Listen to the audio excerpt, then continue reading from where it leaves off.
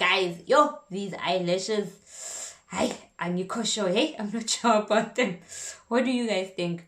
Throw your sticks and your stones, go break all of my bones. You won't make my soul, you can't get to me. And there is no family, and welcome back to my channel.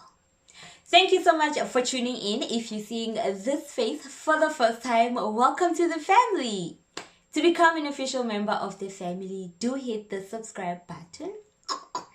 And once you're done over there, move on and hit the notification bell button so that every time I upload a video, you get notified and you don't miss any of the videos that I upload. You don't miss any content. You don't miss any important information, you know. Alright, so today we're talking about questions that I think you should ask your interviewer as a potential Hagwon teacher. So for those who don't know what a Hagwon is, please head off and watch this video, which talks about Talk versus Epic versus Hagwon. This video will give you more details about what Talk is, what Epic is, what Hagwons are, and what you need to qualify for any of these three programs, can I call them that? And these are, of course, programs or ways that you can come and teach in Korea. So it's a very important video that I think you should go and watch. If you haven't seen it, go see it. And that's after you watch this video. Okay, watch this one first and then go watch that one. And go through the channel because this is the land of milk and honey, darling. There's plenty and plenty of honey on this channel. Just go through it and make sure you watch as many videos as possible before asking me any questions, because a lot of time people head off to my DM, which I always encourage. My DMs are always open for you, so don't hesitate. But people continuously ask me questions that I've already answered on other videos. So all you have to do is go watch all the other videos and then come to my DMs and ask your questions. I'm really genuinely always willing to help. So, Hagwons. Talk and Epic did their last intake February 2020. And there was supposed to be an intake in August, but because Corona was still a problem, they didn't. They are still supposed to do an intake right now in February, but I'm really not sure if it's still going to happen because, hey, Koshuri guys, gooby, it is bad, it is terrible, it's disgusting out there. So we're still not sure if they will do an intake in February, and if not, they're probably going to postpone it once again to August.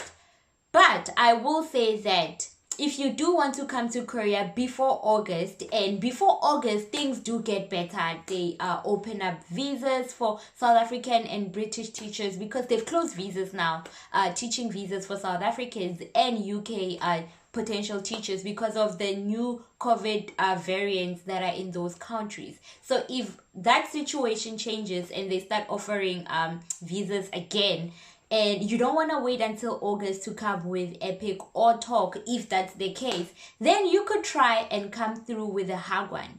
Because another thing, although Epic and Talk tend to do intakes in like February and August and things like that, Hagwons do intakes throughout the year. So this video will be very good for you if you generally want to come to Korea, especially if you want to come to Korea through a Hagwon. These are the questions I think you should ask. See, with a Hagwon, it's a hit or miss.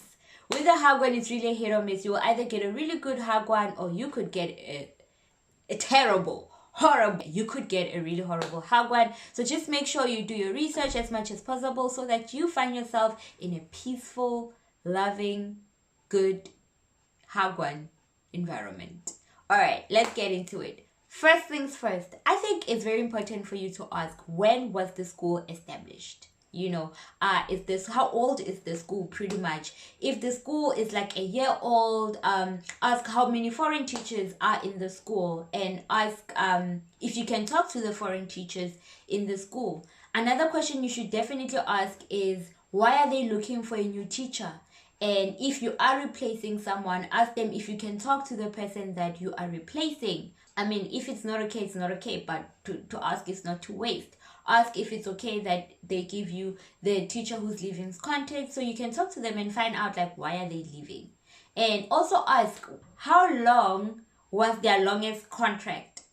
How many times has one teacher renewed their contract in their school? Some schools maybe only have existed for a year. So if that's the case, that means the longest teacher who's been there has been there for a year.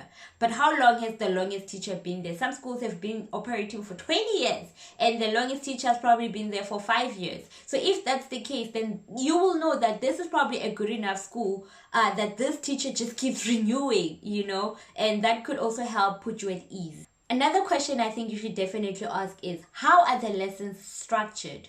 Do they have a curriculum that is already set out? Do you need to plan your lessons yourself? Or also with the lessons that have already been structured, is there a wiggle room? Is there room for you to bring in your creative spin? Like, do you need to bring in games? Do you need to bring in different activities to enhance what has already been planned? Some schools will tell you, nope, the curriculum is set out. You don't need to really add anything to it. Just teach it as it is. But I think it's very important that you ask so that you know if you need to be thinking of games and, just if you're going to need to wake up your creative juices. Is there a co-teacher available? It's very important, I think, that you know what you're walking into. Are you going to be a solo teacher? Will you have a co-teacher?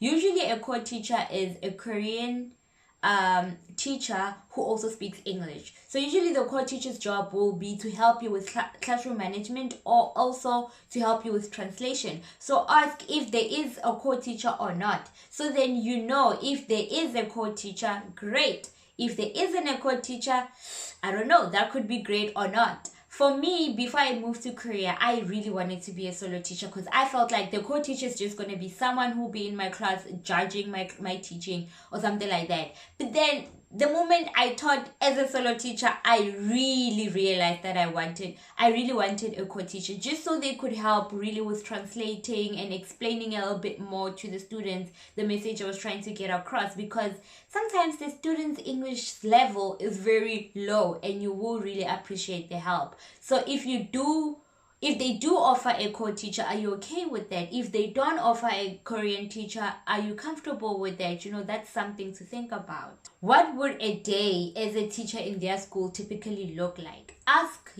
so that you know what you're walking into. They will tell you, okay, so your schedule will start at 2 and it will end at 8 and this and this and this will happen. Also ask them, so how many hours are teaching hours and how many hours are working hours? Because although maybe your contract will start at 2 and maybe end at 10, you will find out that you get to school at 2 and you'll probably be preparing for the first 2 hours.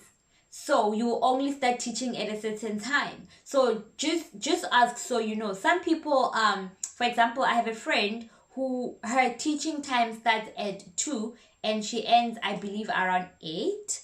But she gets to school around 12 or 1. So from 1 to 2, it's prep time. And then from 2 to 8, it's teaching time. So just make sure to ask, just so you know if you're going to have prep time. And also ask, how long is one period? Some schools will have one period be half an hour, 30 minutes. Other schools will say 40 minutes, while others will have 50 minutes. And also ask, in between classes, is there a break? Because, for example, my school that I'm in right now, I have a 40 minutes class, and after every 40 minutes class, there's a 10 minutes break. So ask so that you know. Weekends and overtime. Ask, will I work weekends? Usually you don't work on weekends, but will there ever be a case where you will find yourself at school during the weekend? Ask, because sometimes they'll be like, okay, maybe one Saturday per year we will have a festival and you have to come, and that's not seen as part of your working hours or anything. It's not like extra work or overtime or anything like that. Or they could be like, twice a semester we're gonna have a meeting on a Saturday, you're gonna have to come, or things like that. But ask so that you know. And also ask if there's overtime, and if there is overtime, how does that work? Will you get paid? How will you get paid? Coronavirus. Ask about COVID. So in Korea, COVID became a big thing last year around March, April. Some Hagwons closed and teachers didn't go to school to teach for a couple of weeks, and at the end of the day, the Hagwons didn't want to pay the teachers because they had this whole thing, no work, no pay. Other teachers got paid 70% of their salaries because once again, they didn't work, so that's why they only got paid 70%. So ask your potential employer how they dealt with the coronavirus situation, and if the coronavirus situation gets bad again, how will they deal with it this time around? Just so you know what you're walking into. Responsibilities. Ask if you will have other responsibilities besides prepping and teaching. Besides being at school and prepping for lessons and teaching, are there any other responsibilities or duties that you will have as a teacher in that school? So that once again, other people will be asked, oh yeah, you will be in charge of maybe the field trips, or you will be in charge of dance class or things like that. And also ask, are there any other classes in the school besides English classes? Some schools will have cooking class, other schools will have dancing class or things like that. Just ask so you're familiar, you know what you're getting yourself into. Contract. Ask about your contract. Ask if you can see the contract, if that's okay. Ask about your vacation. How many vacation days do you have? Do you work on red days? You shouldn't, but ask. Ask what the contract offers. So generally in Korea, contracts usually offer 50% insurance, meaning the employer will pay 50% towards your insurance and you will pay the other 50%. They offer accommodation. They offer a severance check. So at the end of completing a 12-month contract, you will get a bonus, a severance equivalent to 1 month's pay. Okay. They usually offer vacation 5 days in summer and 5 days in winter. So 10 days paid vacation. Flight ticket. Sometimes some schools will offer you a one-way ticket. So they will buy a ticket for you when you've completed your contract and you're moving back home. Ask about a renewal bonus. If I stay with your school for 12 months and I complete my 12-month contract and I want to stay with you and renew, is there a renewal bonus?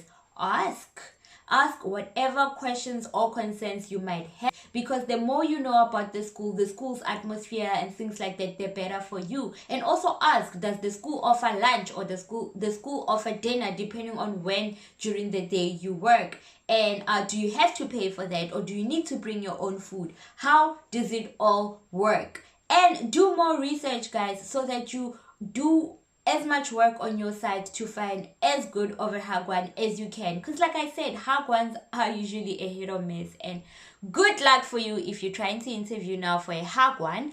And if you want to ask any questions, please do head off to the comment section and go to the description box. There are links to other videos that I think they will be worthwhile. So follow those links, go watch those videos. And if you have any questions that you don't want to ask in the comment section, you can also head off to my Instagram. And please do share this channel with your friends, with your family, your colleagues, and your cousins, and anyone who you know could really use this information. Well, once again, thank you so much for tuning in. Let me see you again in my next video. It is all absolutely love from me to you.